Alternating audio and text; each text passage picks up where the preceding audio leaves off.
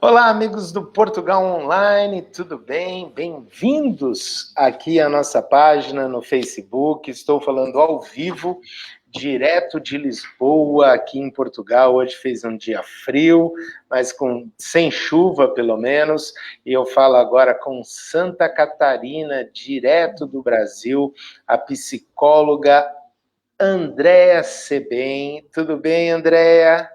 Oi, Ricardo, tudo bem? Tudo bem, olha só, durante o programa a gente vai apresentar a Andréa. Andréa, ela é psicóloga intercultural, já escreveu vários livros, palestras, tem vários conteúdos muito interessantes para quem está pensando em se mudar do Brasil para o exterior, ou por opção, ou também por transferência na empresa, jogador de futebol, o assunto é o máximo. Andréa, muito obrigado mais uma vez por aceitar o nosso convite, pela sua participação aqui no Portugal Online, porque nós fizemos a primeira entrevista, Andréa, e assim surgiram várias dúvidas, perguntas de assuntos interessantes de pessoas que querem se mudar. Boa noite, Andréia, tudo bem? Tudo bem, Ricardo. Muito obrigada. Você sabe que depois da nossa primeira entrevista, eu fiquei impressionada com o retorno das pessoas no meu WhatsApp, no meu e-mail, no meu Instagram. Muito legal. Muito obrigada pela oportunidade, pela tua capilaridade, assim, eu fiquei muito feliz. Obrigada. Não, legal. Não, sabe o que acontece? Esse é um assunto, Andréa. A gente que faz esse conteúdo, eu e a Cláudia, nós produzimos conteúdos voltados para pessoas que querem se mudar para Portugal especificamente. Uhum. E a gente fala de tudo, a gente fala de casa, a gente fala de aluguel, a gente fala de compra de imóvel, a gente fala do trabalho, fala de carro, transporte, passeio, turismo, enfim, tudo. Só que a gente esquece desta parte de tratar aqui, né, das pessoas, que eu acho muito importante. Agora, para quem está chegando aqui, acompanhando agora, o que é a psicologia intercultural? Vamos começar do começo, porque da outra vez a gente falou muito rápido e não deu para as pessoas entenderem bem. Então, hoje eu vou ser mais didático, né? Então, vamos começar do começo. O que é a psicologia intercultural, doutora? Então, a psicologia intercultural, ela é a resposta para esses dramas migratórios que você lida todos os dias. A gente estuda os processos de adaptação, as personalidades migratórias, as ansiedades migratórias, o impacto emocional que a migração tem na nossa vida. E a gente estuda um negócio muito legal também, Ricardo, que é o seguinte: existem 130 categorias que mapeiam o esquema mental dos povos. Então, tu imagina que coisa maravilhosa. Tu te muda para Portugal. Seria bem legal que você pudesse entender o driver interno dos portugueses, para ter uma proximidade emocional com eles. Gente, isso já é mais da metade do caminho andado. O resto, carro, casa, escola, vai ajudar. Mas se você não tem proximidade emocional com o país, você não se sente pertencente ao país. Sim. Então, essas categorias mentais, assim, elas são geniais. E é um know-how muito específico. É isso a psicologia intercultural. Não, legal, porque assim, Andréa, eu vou te pedir muitos exemplos práticos, né? Dá um exemplo dessa categoria mental, só para a gente entender. Eu tenho, só um parênteses aqui, eu tenho vários canais também de outros assuntos, e eu sempre brinco, né? Quando um deles é muito específico de rally, e eu falo, olha, dá um exemplo para minha mãe, a dona Lenita, que não entende nada de rally, que é corrida de carro. Então, assim, seja bem didática para quem não conhece poder entender da melhor maneira. Não, sem dúvida. Vai lá. Assim, ó, vamos brincar, então, sobre o assunto. Sim. Em vez de eu pegar e responder, vamos brincar. É o seguinte. Tá bom. Das 130 categorias, a minha preferida se chama ambiente, que é como que os povos se relacionam com o seu ambiente, tá? Ok. Então, eu vou te explicar como é que é, e tu vai me responder, Ricardo, 3 exemplos, então, desses países. Então, vamos lá. Olha que legal. Na categoria ambiente, a gente tem os povos que lidam com o seu ambiente de uma forma chamada coação. Olha como é que eles falam. Ai, se Deus quiser, meu filho passa no vestibular esse ano. Ai, eu cheguei atrasada hoje por causa da chuva, né? Por que eu escolhi a psicologia intercultural? Ai, não sei, acho que foi o destino, acho que foi a sorte. Ai, não sei. Tá. Ricardo, esses povos, eles têm a responsabilidade externa ou interna? Se Deus quiser, eu passo... Os povos. As pessoas que falam isso, se Deus quiser, eu passo no vestibular, cheguei atrasada por causa da chuva, ok. Isso, foi Jogou a responsabilidade externa. Exatamente, isso aí. Sim. Esses são os chamados povos coação. Eles têm pavor da responsabilidade. Então, eles lidam com o seu ambiente de uma forma muito transcendental. Nunca é culpa deles, é o sistema que não está funcionando, é o sistema que caiu, políticas da empresa. Eles têm pavor da responsabilidade. O sistema que caiu é ótimo, né? O ar-condicionado não dá conta porque está muito calor. Esses povos... Depois tu vai me dar um exemplo desses povos. Esses países, então, lidam com o seu ambiente de uma forma muito transcendental. A responsabilidade dói para eles. Agora, nós temos outros povos que lidam com o seu ambiente de um jeito chamado controle. O controle vai dizer assim... Como assim, se Deus quiser, tu passa no vestibular? No meu país não é assim. No meu país se eu estudar, eu passo. Se eu não estudar, eu não passo. Ah, tu chegou atrasada por causa da chuva? Então, se tu sabe que em São Paulo, quando chove, é caótico, por que você não saiu mais cedo? Esses caras, Ricardo, ele tem a responsabilidade... desculpe o horário, desculpe o atraso, foi o trânsito, né? Então, isso dizem os povos coação. Os povos controle, Ricardo, quando eles dizem por que tu não saiu mais cedo, se tu estudar, tu passa, se tu não estudar, tu não passa, eles têm responsabilidade interna ou externa? Aí, no caso, interna. Interna. Correto? Sim. Pronto. Eu estou te dando 2 pequenos exemplos, certo? Certo. Então, vamos ver. O primeiro povo está sempre dando desculpa para tudo, porque não tem na responsabilidade um valor. E o segundo povo, esse segundo país, esses povos, têm na responsabilidade um valor. São chamados coação e controle. Um vai cantar assim, ó, deixa a vida me levar, vida leva eu. E o outro vai cantar assim, ó, I did it my way, I did it my way. Então tá, Ricardo, o Brasil é coação ou é controle? Controle. Ele é o primeiro. Ele é coação, porque ele não controla nada. Então, a vida prática é assim, ó. Eu estou com um engenheiro de uma empresa alemã, numa reunião, num treinamento intercultural, numa adaptação de equipes multiculturais. Então, ele pergunta para o engenheiro brasileiro, eu só quero saber uma coisa, vocês vão entregar as peças no prazo? E o engenheiro brasileiro diz, não, se Deus quiser, semana que vem tá aí. E aí o alemão virou para mim e perguntou, tá, Andréa, eu não entendi, Deus trabalha na empresa? Então, nós brasileiros, queridíssimos, Se Deus quiser, a gente vai entregar o trabalho no prazo. Se Deus quiser. E o cara responde, mas Deus trabalha na empresa? Eu não entendi. Então, isso são os esquemas mentais. Como que as pessoas se comportam a partir de valores invisíveis? Por que o Pagodinho canta Deixa a Vida Me Levar e o Frank Sinatra canta I Did It My Way? Porque a noção de responsabilidade pelo seu próprio ambiente desses povos é absolutamente contrário. Exato. Então, dei um exemplo rápido, mas assim, quando você entende o que está no mindset do português, do indiano, do canadense, do britânico, meu Deus, a tua vida melhora tanto, Ricardo. Tanto. Porque ao invés do alemão chegar e dizer, esses brasileiros são irresponsáveis. Não, cara, peraí, vamos tentar entender como é que é o mindset do brasileiro. Porque olha só, Ricardo, outra pergunta. Então a gente sabe que o brasileiro é coação, que lida com seu ambiente de forma transcendental. Me dá um exemplo de país controle, os que têm a responsabilidade na ponta da língua. A Alemanha. Alemanha, que eu citei agora. Sim.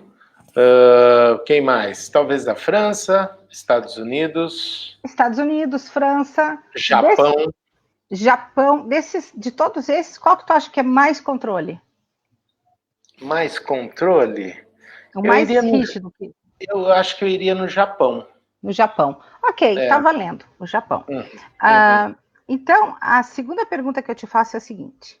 Tá, quando um japonês, então, um alemão e um americano estão numa situação de conflito, o índice de suicídios é maior nesses povos, controle, ou é maior nos povos como o Brasil, que tem Eu mais acho, fé? eu acho que acho não. Tenho certeza que é nos povos de controle, né? Exatamente. De controle. Sim. Ricardo, hoje, os países com maior índice de suicídio são controle. A gente está falando de Uhum, Suíça, de uhum, Japão, de Austrália. Então, não uhum, existe na psicologia intercultural um povo que seja perfeito. Os caras do controle são super responsáveis, mas se uhum, suicidam porque falta fé, porque falta resiliência. E o uhum, brasileiro vive no caos. uhum. Mas, como já dizia o governo, eu sou brasileiro e não desisto nunca. Porque eu tenho fé na vida. Deus é brasileiro, cara. Se não deu certo, é porque ainda não terminou, porque no fim tudo vai dar certo. Então Uhum. é isso. A gente estuda o comportamento dos povos. Tá, tudo isso é no caso, por exemplo, o teu trabalho, o teu negócio, o teu business, né, Andréa? Agora me explica assim, deixa eu só entender uma coisa. Como surgiu esse teu interesse em trabalhar nessa área? Então, essa é uma história muito linda. Eu tenho 50 anos. E quando eu tinha 18, eu fui fazer intercâmbio na Espanha, Ricardo. E aos 18 anos, a primeira expressão que eu aprendi foi sudaca de mierda. Sabes o que é isso? A minha entrada na Espanha foi nessa vibe aí de sul-americana de mierda. E eu tinha muita dificuldade de me adaptar e eu comecei a me perguntar, então, por que a psicologia não estudava isso? Por que algumas pessoas se adaptavam tão bem e outras sofriam como eu? Por que eu Uhum, era de um jeito, os portugueses de outro, os espanhóis com a cultura del cabreo, os americanos de outro, enfim. E no final dos anos 90, nascia na Europa uma área chamada psicologia intercultural. E então eu tranco a PUC de Porto Alegre, passo para a Universidade Complutense de Madrid e vou fazer um estágio com 18 anos num centro de acolhida a refugiados. Aí, Ricardo, aí caiu um raio na minha cabeça e eu disse: é isso que eu quero fazer da minha vida. Eu quero ajudar as pessoas a morarem fora. Porque é muita alegria, mas é muito sofrimento e muita. Tem que ter muita coragem. Bom, tu sabe disso, tu é veterano já, né? Não, Coragem, ve- determinação. não, veterano ainda não, né? Eu fico imaginando isso. Agora, André, eu quero saber uma coisa. Depois daquela nossa primeira entrevista, eu conversei com famílias e a gente estava discutindo, né? Porque aqui em Portugal, eu e a Cláudia, às vezes a gente se encontra com brasileiros que querem vir para Portugal. A gente acaba se tornando uma referência. A gente dá dicas, a gente indica profissionais, o advogado, o corretor de imóveis e tudo mais, Uhum, equivalência de diploma e tudo mais. uhum, Mas assim, e quando as famílias vêm para um período, eu estou dizendo vêm porque eu estou me referindo a Portugal, mas uhum. que as famílias que vão para o Japão, que vão para a China, Rússia, Estados Unidos, Chile, e aí os filhos não querem ir. Uhum, E isso eu tenho 3 exemplos muito práticos uhum. de famílias que estão adiando a mudança, tá? Porque os filhos não querem vir para Portugal. A minha pergunta é: como lidar com um assunto como esse? Uma Tá. família. Eu teria duas argumentações para fazer. A primeira Ok? é o seguinte: Uhum, eu acho, trabalhando com adolescentes e com famílias, executivos há 30 anos, que dentro da família só existe uma autoridade, que é o pai e a mãe. Então, os filhos, frequentemente, Ricardo, eles são espelhos dos pais. Se o pai e a mãe dizem, vamos, nós vamos. Nós vamos. Eu acho muito complicado colocar em discussão para a família inteira, porque assim, é muito difícil chegar num consenso. E agora vamos para a minha segunda argumentação. Por que é muito difícil chegar a um consenso? Eu queria que tu pensasse na tua experiência. Tu, a Cláudia e teu menino, tá? Alguém... A Maria Eduarda. Ah, é uma menina, a Maria Eduarda. Tá. Então, tu imagina, alguém teve essa ideia, alguém patrocinou, alguém disse, quem sabe vamos para Portugal. Tá. A migração, Ricardo, ela é uma experiência de profunda ambivalência, com ganhos enormes e perdas também. Com 2 agravantes, Ricardo. Quando tu estava no Brasil, qualquer família antes de sair, ela sabe que tem ganhos e perdas enormes, com 2 agravantes. Tu sabe que tu está perdendo, mas tu não sabe que tu está ganhando. Esses filhos, eles estão perdendo os amigos, a língua portuguesa, o arroz com feijão, a namorada, o namorado. Tu sabe que tu está perdendo, mas tu não sabe que tu está ganhando. E o segundo agravante, Ricardo, quando tu vai para fora, tu perde tudo da noite para o dia. Quanto tempo, Ricardo, até o teu celular tocar para você ser convidado para um casamento, para uma festa, né, para aniversário de alguém? Então, a ambivalência, ela é presente em todos os familiares, todos. E eu te digo mais, não tem um treinamento intercultural, uma preparação que eu faça e eu diga lá pelas tantas, levanta a mão quem está preparado para ir. Depois que elas entenderam do que nós estamos falando, ninguém levanta a mão. Porque nunca ninguém está preparado para ir. Por isso eu te congratulo. Ricardo, nunca ninguém estará preparado para ir. O que eu digo para as pessoas é, vá, porque eu não quero a sua preparação, eu quero a sua disposição. Então, para um filho querer ir, ele tem que ter muita maturidade, tem que ter muito discernimento. Ele não tem. Então, eu não tenho certeza, você está apostando no futuro do seu filho, da sua filha, né? É o que é melhor para Maria Eduarda, e ela não tem maturidade e discernimento para isso. Então, quando os filhos estão em dúvida, eu digo a esses pais, normal que tenham dúvida. Normal. Você, que é você, com 40, com 50 anos, está em dúvida. O que eu quero saber é o seguinte, André, no caso prático, vamos supor, eu tenho os meus amigos que estão numa situação com filhos menores, tá? Não é o caso nosso, mas com filhos menores, com 12, 15 anos de idade, com 18, com 22, tá? Eu tenho também um caso assim. A Andréa, que treinamento que dá para essa família?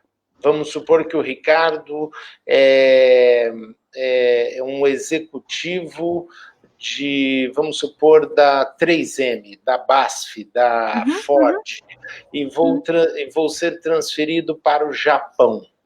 Como que a Andréa lida com uma situação como essa na prática? Tá. Na prática, é realmente conversar com essas pessoas durante todo o encontro dura mais ou menos 8 horas, fazendo elas entenderem esses aspectos da imigração. Ou seja, a ambivalência é um deles. O risco também é. Todo mundo que entra no avião corre um risco, porque você não sabe se vai ser bom, se vai ser ruim. A 3M que está te enviando também está correndo um risco, não sabe se sua família vai se adaptar. Então, assim, se tratando de crianças pequenas, Ricardo, quem decide é pai e mãe. Tem que decidir e tem que sustentar a sua ideia. Ok. Crianças não têm condições. Agora, um menino com 22 anos, eu acho que vai depender muito da maturidade dele. Eu vou te dar, então, um caso prático que eu atendi recentemente, uma família indo para o México. A esposa não queria ir. México, é. E um dos meninos, a menina de 13 ia acompanhar, e o menino de 18 decidiu não ir. E a mãe estava desesperada, né? A mãe estava desesperada. Bom, começam os diálogos. O menino, Ricardo, o menino é tão sensato, tão maduro, tão senhor. Olha, André, eu estou fazendo a minha faculdade, eu já terminei meu primeiro ano, eu estou bem, eu tenho a minha namorada, eu vou ficar aqui com os meus avós. O menino, tudo que ele falava era adequado. Também. Olha, o menino, Ricardo, ele conseguiu sustentar muito mais a posição dele do que os próprios adultos. E à medida que o pai e a mãe viram que o menino ia conseguir ficar bem, os pais ficaram bem. Tá. Assim, agora, não, ok, mas assim, agora eu vou te colocar numa sinuca de bico. Conhece essa expressão? Conheço. Conhece, né? Numa sinuca de bico. Eu vou te perguntar o seguinte, assim, na prática, de novo, eu sou o executivo, eu fui transferido uma promoção muito importante para minha carreira, ok? O meu filho ou a minha filha não quer ir. Meu filho de 14, 12, 13 anos. Como lidar com essa situação na prática? Por exemplo, a Andréia citou agora o menino de 18 que tinha namorado e ficou com os avós. E na prática, como lidar com uma situação dessa? Porque eu percebo, pelo que eu converso aqui também, Andréia, os pais, eles ficam com receio de fazer a mudança. Eles voltam um passo em todo o processo, porque não querem deixar os filhos, enfim, não querem viajar sozinhos. Como lidar com um negócio desse? Mas eu acho que o que eu falei desde o início, Ricardo, a autoridade é pai e mãe. Como lidar com isso? Meu filho, o pai vai ser transferido, a empresa está me mandando para Portugal, para a China, e o pai também. Entendi. E ponto. E ponto final. Ponto final. Né? Porque isso é a coisa que um adolescente mais precisa, é a organização e a firmeza do pai e da mãe, Ricardo. Ponto final. Assim, só para dividir contigo, eu vivi isso em 2 ocasiões na minha vida. Quando eu era guria, então eu morei na Espanha, na Itália e na Bélgica. E depois, já com filho, eu fui para o Canadá, em 2017. A minha filha não queria ir. E aí eu disse, ok, entendo que você está triste porque vai perder algumas coisas, mas nós vamos. Mas nós vamos. E nos primeiros dias eu me lembro que ela ficava chorando em casa no sábado e no domingo, a gente ia esquiar, a gente ia passear, e ela ficava vendo Netflix no Skype com as amigas em Florianópolis. E eu dizia, o que você vai fazer hoje? Eu vou chorar. Ok, have fun. Have fun, if it's your choice, ok. E assim vai por umas 3 semanas. É bom tu ver teu filho chorando? Claro que não, né, Ricardo? Mas você é autoridade, e os pais se esquecem disso. Mas olha, eu vou dizer uma coisa. Eu não sou especialista nisso como você é, Andréa, mas tem muitos pais que, vou usar um termo aqui, que arregam. Aí... E eu conheço vários que já conversaram comigo depois da nossa entrevista, que a gente conhece, e vou te dizer, para um país relativamente, entre aspas, fácil, que é Portugal, né? Não estou falando de uma China, de uma Índia, de uma Rússia, de um Japão, que estão deixando o sonho de mudar aqui para a Europa por causa dos filhos. Não é todo mundo que tem essa coragem como vocês tiveram. Vai chorar? Ok, have fun. Mas não é coragem, é coerência, né? Afinal, eu tenho 50, a menina tem 15. Alguém aqui tem que ter firmeza e maturidade. Mas tu tocou num ponto agora muito sensível, que eu gostaria de acender um holofote. Tu disse assim, muitos pais desistem porque ficam com pena daquilo que os filhos vão perder. Gente, mas nas vésperas de uma migração, Ricardo, só existe a perda. Só existe a perda. Quando você está com as malas prontas, sobretudo um adolescente, tu pergunta, o que tu vai ganhar? Nada. Nada, isso é a história do meu pai. O que eu vou ganhar? Eu não vou ganhar nada, porque eu estou deixando meus amigos, eu estou deixando... Então, numa situação onde você só tem perdas neste momento, certo? Porque você não sabe quais são os ganhos. Tu quer que o teu filho queira ir junto? Pois é. Ele não vai querer. Um outro exemplo que eu tenho para te dar, uma família que eu atendi no Japão agora, olha que legal. E eles já estão há 3 anos lá. E o filho menor com dificuldades na escola. Uhum. Com dificuldades de adaptação na escola 3 anos depois, Ricardo. Tá. 3 anos. 3 anos já no Japão, e o menino com dificuldade ainda de adaptação. Ricardo, a tranquilidade e a confiança que aquela mãe e aquele pai tinham. Não, eu achei aquela família extraordinária. E aí eles diziam assim, André, me explicando o sistema japonês, né, nessa faixa etária que é muito difícil, é muito rígido, é muito, muito exigente, e é um baque, né, para o menininho. Então eles dizendo assim, isso vai passar. A família é brasileira, só para eu entender, a família é brasileira, o pai foi transferido, os pais foram para o Japão e imagino. E eles são brasileiros, não são japoneses. São? Não, são brasileiros. E tranquilos, dizendo, isto vai passar, André. Vai passar e ele vai ficar bem. Porque nós não queremos voltar para o Brasil. A gente sabe que isso aqui é um investimento na nossa carreira e principalmente no futuro deles. Mas vai passar. Ricardo, a questão dos nossos pais hoje é que eles não querem frustrar os filhos em nada. Em nada. Pois e aí, desculpa o termo, mas acabam criando uns bundões que, de fato, não sabem lidar com a frustração. Não é? É verdade. Agora, o André, me diga uma coisa, você citou esse exemplo do Japão, e eu estava no teu Facebook esses dias, e aí eu vi uma foto da tela do seu notebook no escritório, e aí acho que posso estar falando alguma bobagem aqui, mas acho que falava assim, hoje eu falei com China, com Índia, Japão, Rússia, alguma coisa assim, se não me falha a memória. Como é o seu dia a dia? Você conecta os executivos dessas grandes empresas no dia a dia e é como se fosse vou usar o termo aqui, que está errado, obviamente, mas é como se fosse uma terapia. O executivo te liga lá do Japão via Skype, alguma coisa, e fala esse problema com o filho dele, por exemplo, só para as pessoas entenderem. É isso mesmo? O nome não é terapia, o nome técnico... é por isso que eu falei. O nome técnico é Cross-Cultural Training.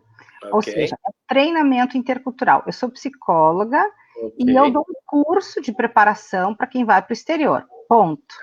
Depois que as pessoas estão lá, eu tenho um plantão 24 horas de apoio a essas famílias. Tá. Então, meu dia a dia é bem... Peraí. Então, quando você é chamado por uma Bosch da vida, um banco, uma multinacional dessas empresas globais, você treina esse executivo, é isso? Através da empresa, e depois você e tua equipe ficam disponíveis 24 horas para qualquer perrengue, é isso? É isso aí. Então, esses treinamentos, eles duram 8 horas e eles têm uma hora marcada. Então, por exemplo, a turma do Japão, às vezes eu atendo às 7 da manhã, às vezes eu atendo às 11 da noite, né? A turma que está na Alemanha, a turma que está na Nova Zelândia, às vezes eu atendo às 5 da manhã, às vezes eu estou na Itália ou na Suíça, e aí eu vou trabalhar às 3 da manhã. Então, Ricardo, assim, isso é bem interessante. Eu estou aqui em Florianópolis, no meu escritório, na frente da Lagoa da Conceição. Certo? E daqui eu falo literalmente e atendo literalmente o mundo todo. É assim. Aliás, que nem você. Pois é. Hoje a comunicação ficou muito fácil nesse aspecto, né? Agora, o André, eu conheço também muitas pessoas que o marido foi transferido, né? O marido. E também conheço pessoas que a esposa, a mulher foi transferida para uma empresa. Como é esse trabalho para adaptar a mulher que foi transferida com o marido que foi transferido com a mulher, a esposa e o marido? Como fica isso? Tá. Então, esse trabalho, ele é sempre feito em família. Sempre em família. Então, Posso te interromper um pouquinho?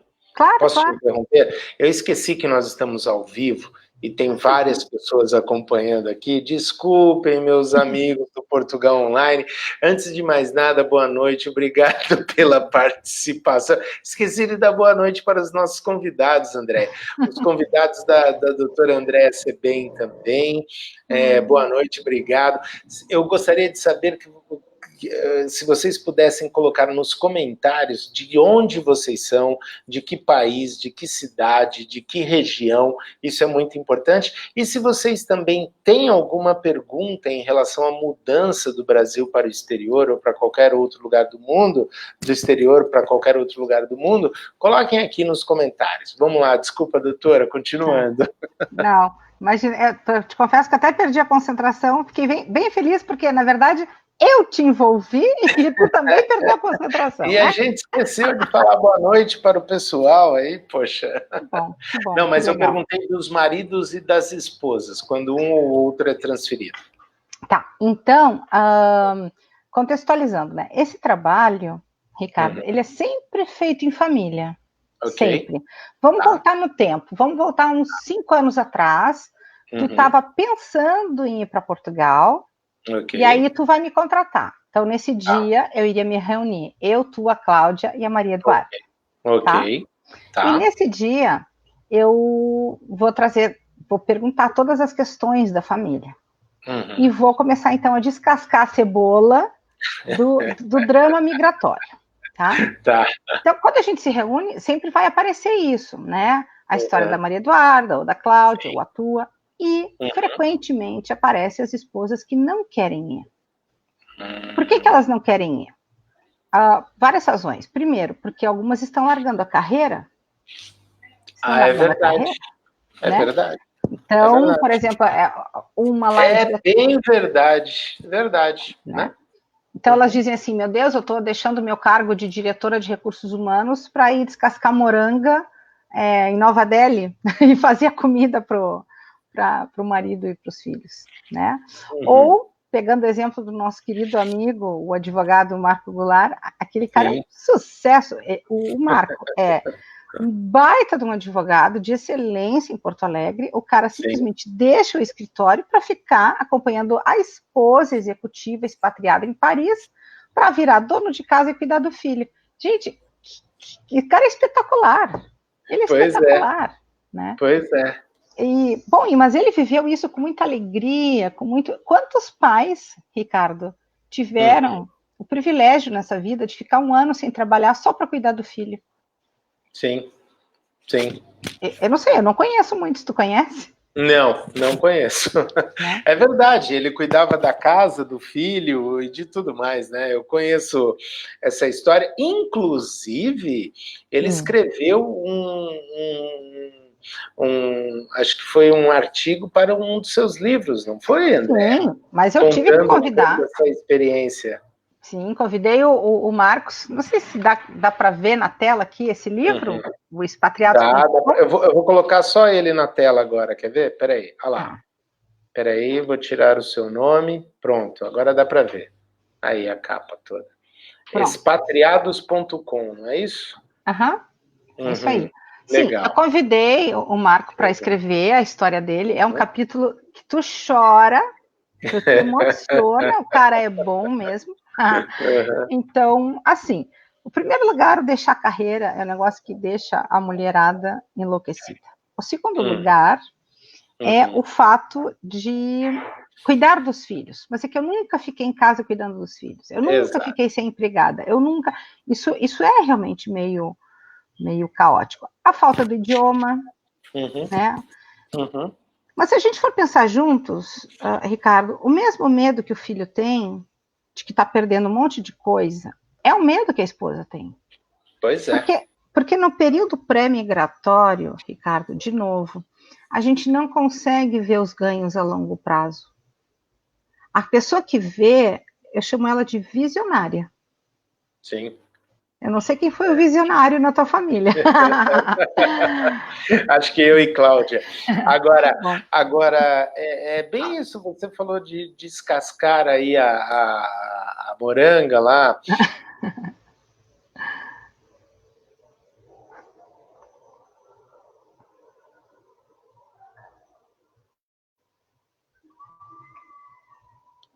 Alô, André? Acho que caiu um pouquinho, Voltei? vamos ver se vai voltar. Voltei? Pronto, voltou. Voltei, ok, caiu um pouquinho.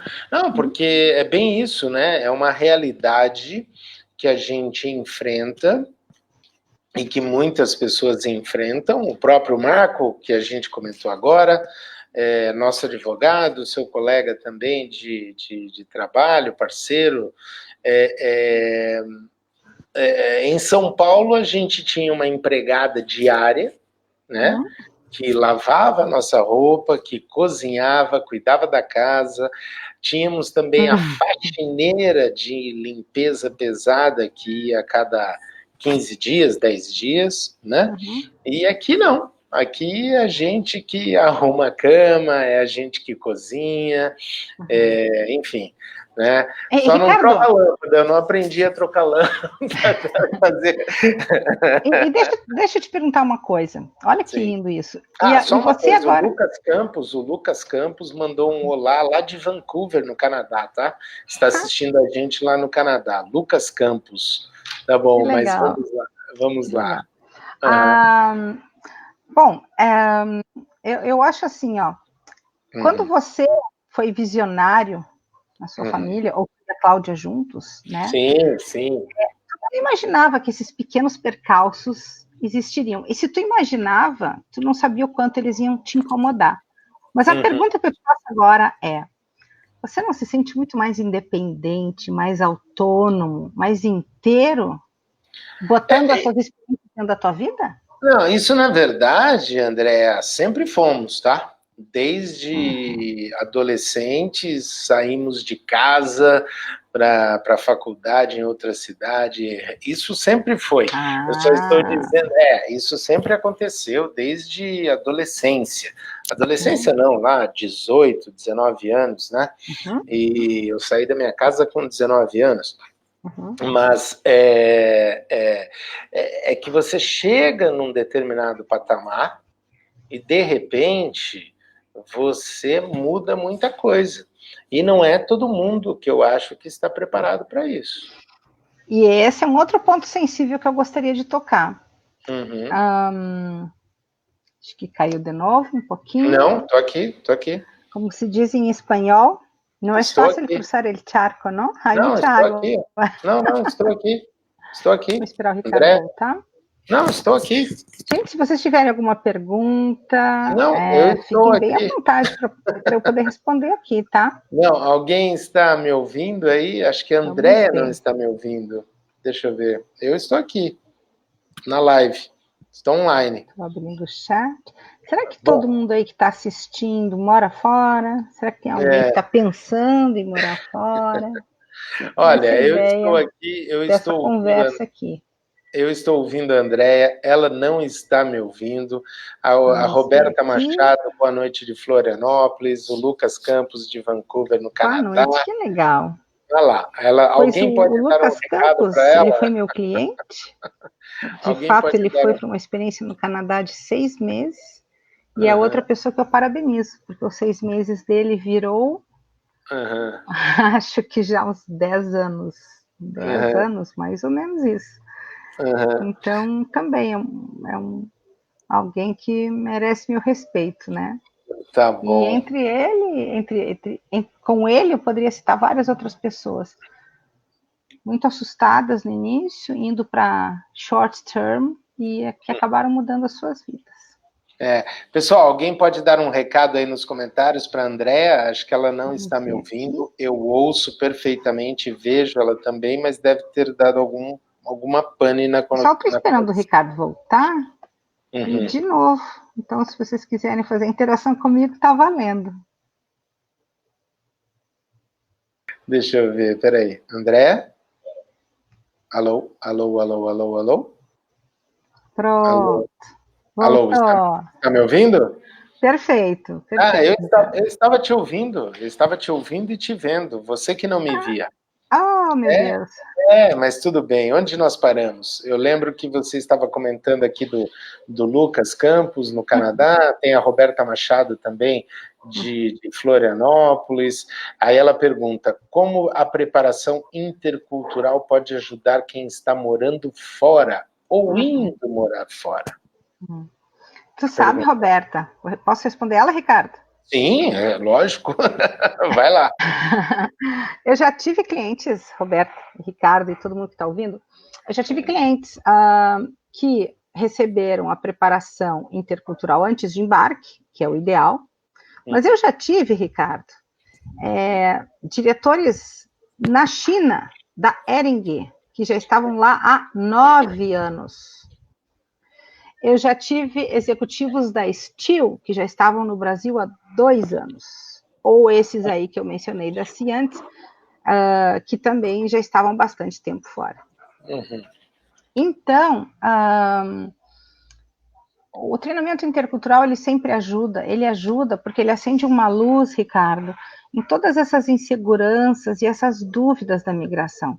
Vamos aprofundar um pouquinho essa questão da ambivalência para você entender que a ambivalência ela não é só de quem vai, quem fica também tem muito peso na tua migração. Assim, ó, eu vou citar o exemplo do pessoal que está indo fazer faculdade fora, pode ser? Sim, sim, pode. Tá. Imagina, você falou que a Duda tem 19, né? Daqui a pouco Exato. ela vira para ti e diz assim, pai, eu vou fazer Global Studies na China. 5 anos. Eu só te falar já me dá um negócio, porque eu também tenho uma Duda de 18 anos aqui. Então, vai ficar na China 5 anos, tá bom, minha filha.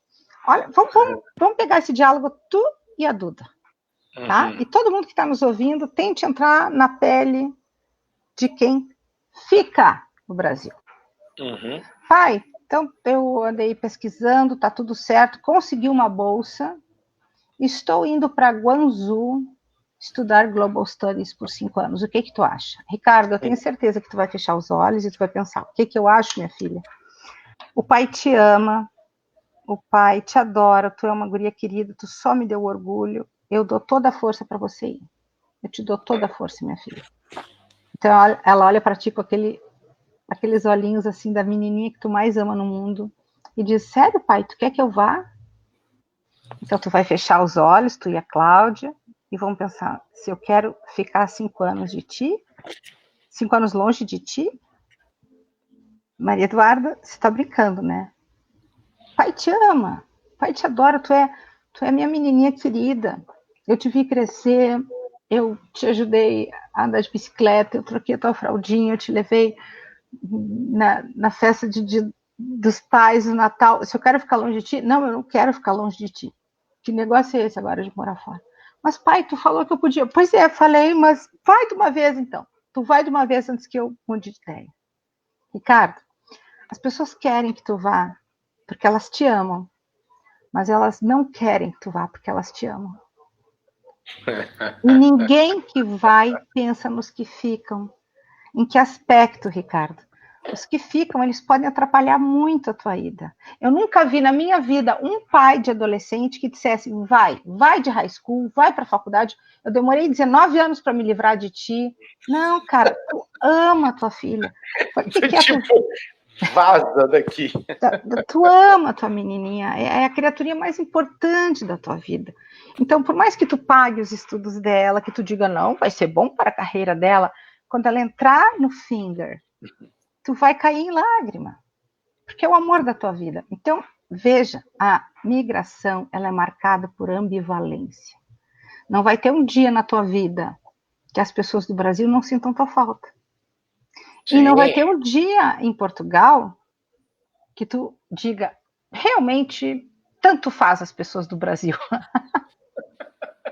Não. Tu tens pai e mãe vivos? Sim. Que idade eles têm? 70 e lá vai. 75 e 77. Tá. Eu vou falar outra coisa da migração. Isso tudo que eu estou falando, respondendo a Roberta, o que é a psicologia intercultural? O que é esse negócio? É isso aqui que nós estamos falando. Sim, exato. Puxar um fiozinho da tua emoção e da emoção da tua filha, da tua esposa. Agora eu vou puxar ela com a mãe. E assim, porque tudo isso é o drama migratório. É quem vai, fica, é a Bosch que te enviou com um monte de expectativas, É o português que está te recebendo também com tantas dúvidas. Será que eu posso confiar nesse cara? Será que eu contrato esse cara? Será que esse cara é digno de confiança, de respeito? Já pensou nisso? Sim, se eu penso, não só penso, como a gente vivencia isso no dia a dia, né?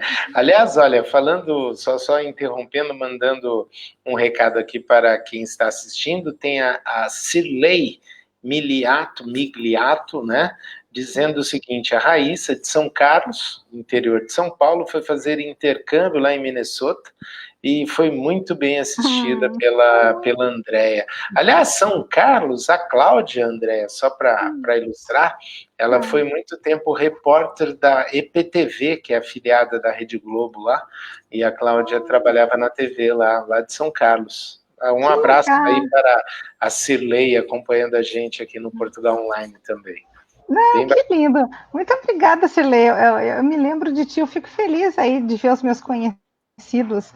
Aliás, Ricardo, para tu entender um pouco melhor o que eu faço. Então, tu já sabe que eu trabalho com a turma de executivos, os estudantes de ensino médio e faculdade e jogadores de futebol. Intercâmbio e faculdade, né? E a turma do futebol. Quem é que me contrata? As agências de intercâmbio de todo o Brasil me contratam. Tá. E todos esses jovens com seus pais fazem o treinamento ou presencial ou online. No Brasil todo. Então, falou de São Paulo, olha só, vem na minha cabeça. São Paulo, Araçatuba, Araraquara, São Carlos, Sorocaba. Ribeirão Preto, São José do Rio Preto. Toda essa turma aí já passou por mim. Então, nosso trabalho é muito parecido. Ele tem uma capilaridade muito grande. Assim, sim. Não, e tem uns pontos também, né, André? Se você se lembrar daquele jogador Breno, era um jogador do São Paulo que foi jogar na Alemanha, aí ele se machucou, não conseguia jogar, e, enfim, em resumo, entrou numa baita depressão, colocou fogo na casa, ficou preso na Alemanha, foi um problema todo. Porque é um assunto que as pessoas evitam de falar, né? De discutir. Muitas vezes por falta do preparo do treinamento, porque não é fácil o teu diretor na empresa falar assim, olha, vão você, teus filhos, tua esposa ou teu marido, agora vocês vão pegar um avião, vão trabalhar lá na nossa unidade na Rússia, ou na nossa unidade na China, na Índia. Não é fácil, hein? Não é fácil. E o teu trabalho é fundamental para esse tipo de coisa, né? Eu tenho muita tranquilidade em dizer assim que, pô, eu já ajudei um saco de gente, como se diz em italiano, saco de gente, porque assim, são famílias que têm a vida delas upside down, da noite para o dia, e nem sempre é assim, às vezes é um pouco pior. Quer ver, ó? Vou te dar um exemplo. Então, você citou, né, algumas multinacionais aí. Às vezes, eles pegam o Ricardo e mandam o Ricardo para ficar 3 meses na China, tá? Aí o Ricardo volta, fica 2 semanas em casa, China de novo. Como assim, cara? Acabei de chegar, mais um mês na China. E aí eles vão te mandando aos pouquinhos, assim, a família vai se quebrando, Ricardo. Porque aí não vai a família inteira, é isso? Claro. Mas a empresa vai mandando o executivo aos poucos ali, é isso? Foi isso que eu entendi? Não. É isso. Aí lá pelas tantas o cara diz assim, olha, eu não aguento mais, eu quero a minha família. Sim. Aí a empresa diz, tá, então agora a tua família vai... E eu não digo que façam isso de propósito, tá? Não é isso. Sim, perfeito, entendi. Né, os projetos vão se encaminhando. Só que nesse encaminhar, as famílias se quebram ao meio. Né? Eu me lembro uma outra situação que eu tive muito interessante de um executivo que foi para a Itália, e aí ele já estava um tempão lá e tal, e aí a mulher pegou e ligou para ele e disse, o seguinte, eu estou me separando. E ele, como assim? Aí ela disse, olha, a gente está separado há um tempão já, é mais Itália do que Brasil, eu vou te pedir uma coisa, tu não volta mais. Aí a empresa me liga e diz o seguinte, André, a gente está com uma pessoa importantíssima, era uma função chave lá na Itália, e o cara disse que vai voltar, eu não posso perder esse homem, André. Eu disse, tá, e cadê a família dele? Pois é, a família dele não foi, não sei o quê, não. Tá, qual é o objetivo? Você tem que ir lá convencer a mulher dele de ir para a Itália. Aí, quando eu cheguei na casa, porque eu atendo online, eu atendo na casa das pessoas, eu atendo no hotel, na empresa, onde elas me chamam. Sim. Quando ela abre a porta, ela diz assim, antes tarde do que nunca. E eu, oi? Oi? E ela, oi, ela, antes tarde do que nunca. Aí eu entrei e ela, nem vai adiantar. Não importa o que tu diga, eu já decidi que eu vou me separar. E eu, tá, mas podemos conversar um pouquinho? E aí começa. Eu tenho várias histórias interessantes, assim, se tu quiser, eu. Olha, isso aí a gente pode criar uma série, André, ser bem aqui, porque deve ter muita história. Agora, André, dá um exemplo de algum exercício prático que você faz com esses executivos e famílias. Dá um exemplo prático como eu vou dizer, de como são, enfim, algum exemplo. Olha, você vai lá para a Índia, a vaca tem um certo significado. A mulher, o homem, a relação homem e mulher, enfim, exemplos práticos. Me dá um exemplo do que você ensina nas suas sessões, nas suas conversas. Tá. Ricardo, tu acha que a gente é um povo que sabe dizer não? Nós brasileiros? Eu vou te chamar para dentro do jogo. Tu quer que eu te dê um exemplo? Vamos brincar, então. Me deixa fora do jogo. Não, você viu que você está tentando exercer o seu papel de jornalista e eu não estou deixando. Exato. Vou pegar o Ricardo para o jogo. Tá, mas assim, vamos passar, como brasileiro, tu acha que a gente é um povo que sabe dizer não? Eu acho que nós temos um pouco de dificuldade de dizer não. Isso, eu tenho alguns clientes franceses e outros daqui da Europa também, que são muito práticos, né?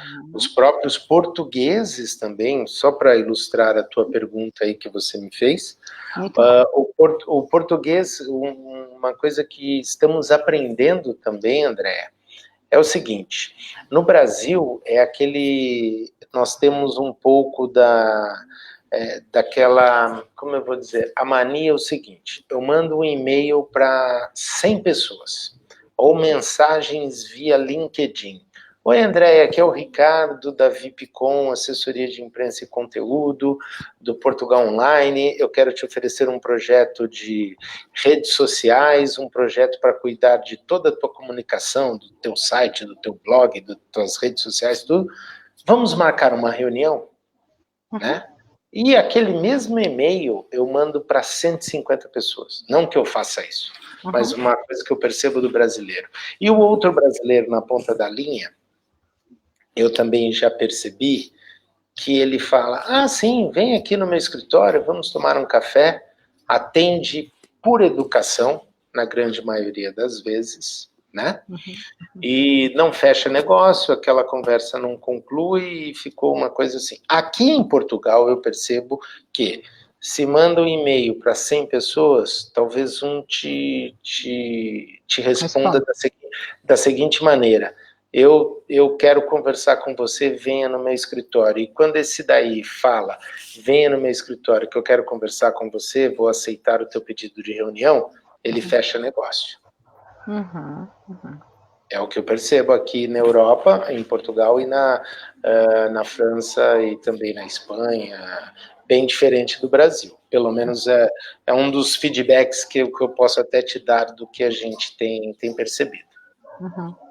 Bom, então eu vou ter que aproveitar esse gancho para te falar de uma outra categoria de esquema mental que é muito importante, até também para ajudar o seu trabalho. A gente estava falando do brasileiro em saber falar não ou não. Exatamente. Então, olha só, o brasileiro não sabe falar não. Ele não sabe falar não, porque ele tem na categoria pensamento um dos pensamentos mais difíceis do mundo, Ricardo. Os brasileiros pensam, e na hora de falar, o que eles falam não necessariamente é o que eles estão pensando. Olha que inferno. É chamado pensamento dedutivo. E outros povos têm chamado pensamento indutivo. Pensou, falou. Pensou, falou. Então, vamos fazer um roleplay para que o pessoal entenda do que a gente está falando. E aí eu vou te contar o jogo, né? Que você me pediu para eu contar um jogo. Mas vamos fazer um roleplay. Você é um brasileiro, tá? E eu também. E eu vou te fazer 3 perguntas cuja resposta verdadeira é não. Tu vai me responder como brasileiro. Então eu tenho que falar não em todas, é isso? Assim, a tua opinião verdadeira é não, tá? Mas tu vai me responder como um brasileiro. Tá bom, então vamos lá. Tá? Vamos ver. Ricardo, você gostou dos meus óculos? Olha, minha armação é nova. O que você achou? Eu comprei especialmente para nossa entrevista hoje. Não. Não, foi brasileiro. O brasileiro? Brasileiro, sim. Nossa, Andréia, que lindo, ficou ótimo para você. Nossa, ficou muito bem, viu? Ficou legal mesmo. Segunda pergunta. Tá. Lembra que tu odiou a janta de ontem. Essa é a verdade, tu odiou a janta. Tá. Ricardo, gostou da janta que eu fiz para você ontem? Olha, comprei esse peixe especialmente. Tu gostou? A Cláudia gostou? Nossa, adoramos, André. Aliás, a dica do restaurante foi excelente. Nós fomos lá, não conhecíamos, vamos indicar para os amigos. Foi bem legal, bem bacana mesmo. Todo mundo bem agradável. Foi show de bola. Então, tu viu só? Se você for procurar na literatura, o brasileiro ele é conhecido como um dos povos mais cínicos do mundo. Sim. Porque a nossa categoria mental de pensamento faz com que a gente pense muito e fale outra coisa. Brasil, Japão, Coreia, Latinoamérica em geral, mexicanos, chilenos menos, mas Latinoamérica em geral, tá? Agora, vamos pegar um pouco, assim, vamos por ordem crescente de pensamento indutivo. Vamos pegar, então, o português, vamos lá para a Europa, deixa eu pensar, o português, vamos pegar o espanhol e vamos pegar o alemão. Tá? Esses 3 têm pensamento indutivo. Pensou, falou. Você agora, então, Pois é, um espanhol ou um alemão. Gostou dos meus óculos? O que você achou, Ricardo? Prefiro vermelho. Ok, tudo certo. Gostou da janta ontem, Ricardo? Não, o peixe não estava bom, não estava macio. Tudo bem. Na próxima vez eu vou tentar melhorar. Olha que beleza. Pensou e falou. Pois é. O que eu faço, então, em termos de brincadeiras e jogos, os chamados jogos de simulação intercultural e jogos de educação intercultural? Eu coloco as pessoas em situações onde elas vão viver essas diferenças culturais, na forma de lidar com o pensamento, com o ambiente, com a comunicação. São jogos. E peço, por exemplo, que elas construam uma ponte. Do lado de cá, um povo que não sabe dizer não. Sim. Do lado de lá, um povo que fala não na cara. E eu dou 10 minutos, dou papel, tesoura, caneta, para construírem a ponte. O que você acha que acontece? O que acontece? Eles não conseguem. Não conseguem. Você consegue? Imagina.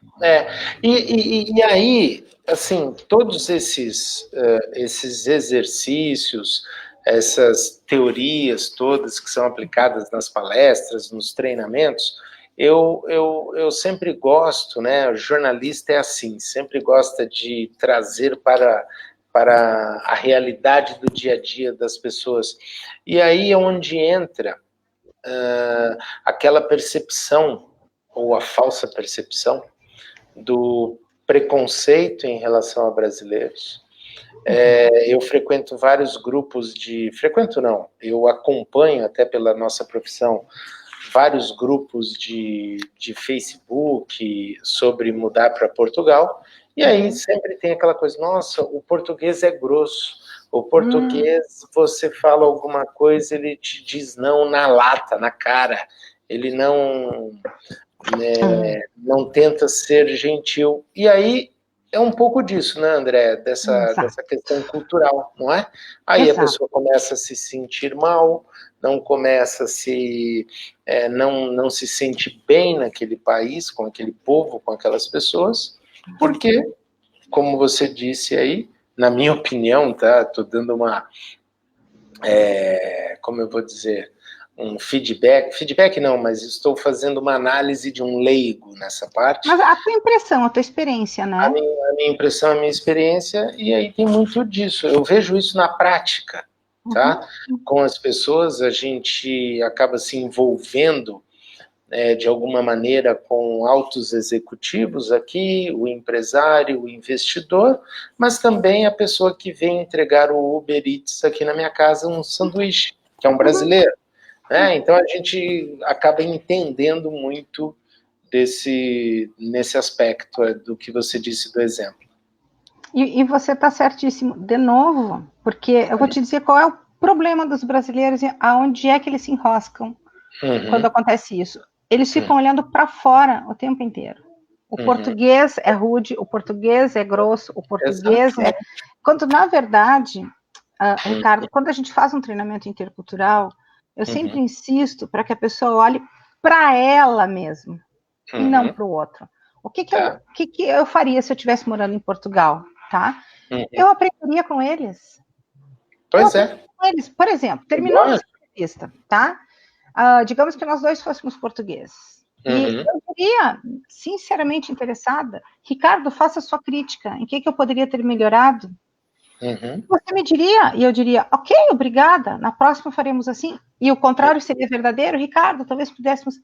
Então, se você olha para si, para aprender com o outro, numa perspectiva de o que eu vou aprender, o que o outro tem para me dar, é muito melhor do que ficar julgando o outro o tempo inteiro. Porque senão você fica solitário. Te interessa morar em Portugal para ficar falando mal dos portugueses? Pois é. Não, o brasileiro, eu costumo dizer que brasileiro no exterior é que nem porquinho da Índia, anda tudo em bando, né? Para ficar falando mal. Com a camisa da seleção do Brasil. Ai, Jesus, ou do Grêmio, ou do Inter, ou seja lá de quem, né? E falando sou brasileiro com muito orgulho. E para ficar falando mal do hospedeiro. Então, só mais um exemplo, então, já que hoje é o dia dos exemplos, eu vou falar agora da ambivalência. Eu ia falar da tua mãe, mas agora eu fiquei com vontade de falar dos portugueses. Da ambivalência de quem recebe. Tá? Olha que interessante. A ambivalência de quem recebe. Ricardo, se eu for passar uma semana na tua casa, eu tenho certeza que tu e a Cláudia vão arrumar a casa, vão fazer faxina, o que eu vou fazer de comida, que lençóis que eu vou botar na cama, certo? Ok, perfeito. Tá. Pergunta fundamental. Por que você arrumaria tudo para me receber, Ricardo? Porque a gente tem o prazer disso, a gente gosta disso, né? E quer fazer da melhor maneira para que a pessoa se sinta bem, ou da melhor maneira possível. Isso é o que as pessoas falam. Só que, na verdade, tu faria isso, eu faria isso, qualquer um de nós faria isso, não por causa de quem vai receber, mas por tua causa. Porque se eu for para tua casa, tu quer que eu goste de ti, da tua esposa, de tua filha, de tua casa. Agora, imagina que eu chego aí, tá? Na tua casa e faço assim. Nossa, Ricardo, que coisa mais grande essa tua casa, rapaz. Mas assim, Ricardo, não adianta ter dinheiro e não ter gosto. Quem é que decorou? Que coisa horrorosa essa casa. Aí a Cláudia faz aquele arroz de marisco maravilhoso, sobe, vai no mercado público, compra o melhor marisco do Atlântico, aí você me serve, não, gente, arroz de marisco, coisa nojenta, daqui a pouco vou cantar um fado aqui para mim, né? Só porque eu estou em Portugal, o que eu como marisco? Bom, e aí uma semana depois tu me leva no aeroporto, aí, Andréa, gostou? Olha, Ricardo, essa tua guria aí, que guria mal criada. Nunca vi coisa igual. Mas é o seguinte, eu vou voltar, tá? Posso vir ano que vem? Como que você se sentiria? Já chegarei nos portugueses. Como você se sentiria? Puta, cara, Fala a verdade. Se eu fosse o dono da casa, Aham. eu não posso falar palavrão aqui, né? Pode, ué. A Pode? espontaneidade é sucesso. Então, já mandaria a merda, entendeu? Tá tudo Claro. certo. Atenção agora. Até porque, deixa eu te falar só uma coisa. Primeiro, frequenta a minha casa quem realmente tem culhão para frequentar a minha casa. Né?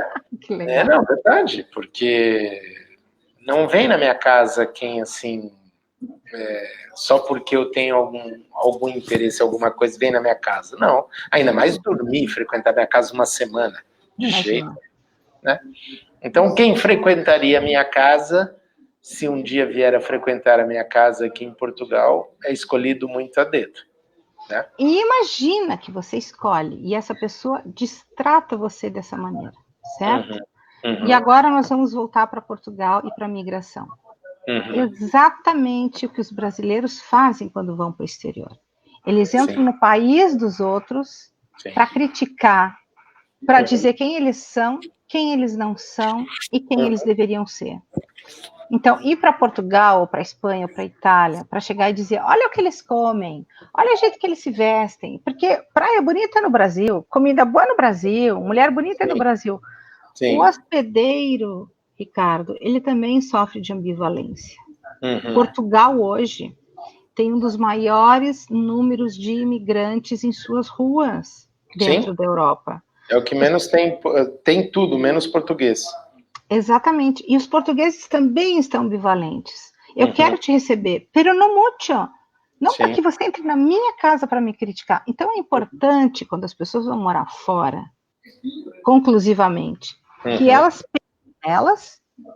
né, estou disposto, não estou disposto, que elas pensem nos que ficam, na tua mãe, na tua filha, que elas pensem naquele que recebe. Porque para os portugueses, tua presença deveria ser uma honra. Eu espero que daqui a uns anos Portugal diga que orgulho ter esse cara aqui conosco. Nós temos orgulho de ter esse homem aqui conosco. Olha que coisa linda. Não, legal. Andréa, a gente precisa encerrar. A gente nem percebeu, deu 1h10 de conversa. 1h10 de conversa. O assunto é muito bom. Da próxima que a gente marcar, nós vamos fazer uma conversa assim, só de exemplos, né? Aí vai ser muito interessante, aquela do Marco, que ele contou de o treinamento que ele fez, que era a mulher servindo um homem, dando comida na boca dele. Eu quero falar disso. E tem um comentário aqui que eu não vou saber pronunciar o nome, tá? Harriet. Como que ela chama? Harriet Hexel. Harriet Hexel. Hugentobler, é isso? Isso aí. Bom, diz que vocês vão se encontrar, elogiou bastante a nossa conversa, que vocês vão se encontrar lá em Jurerê Internacional esse final de semana. Exatamente. A Harriet também foi minha cliente, teve o filho estudando na Austrália um tempão.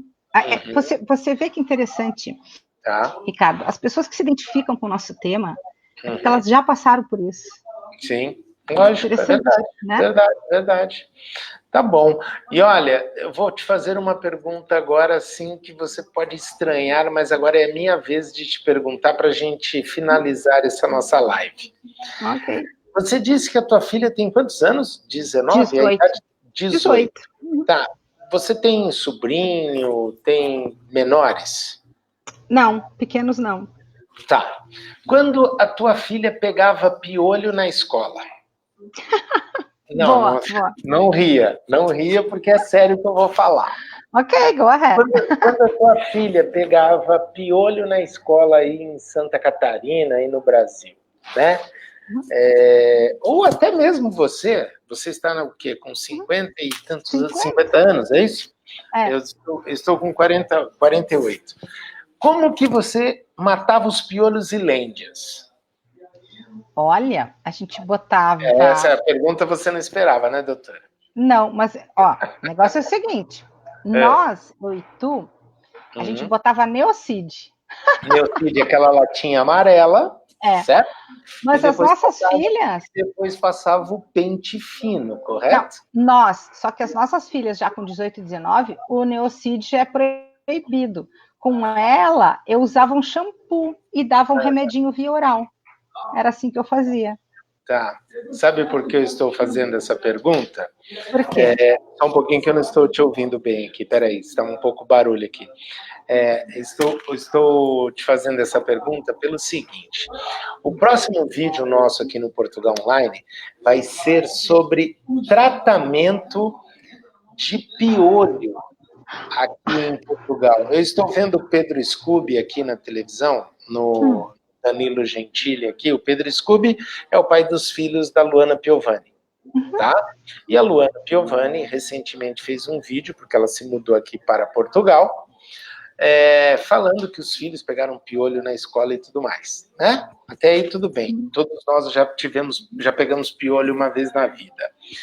Eu fiquei impressionado porque em frente à minha casa foi aberta uma clínica de tratamento natural para combater piolhos e lêndias. Uma clínica. E tem mais de 80 unidades na Europa inteira. Mais de 100 mil atendimentos. Eu nunca tinha visto isso. Eu fiquei impressionado. Vai ser até tema do nosso próximo vídeo. Aí eu fui no Google e só achei duas, uma clínica em São Paulo e outra no Rio de Janeiro. Eu achei muito interessante. Eu não conhecia isso.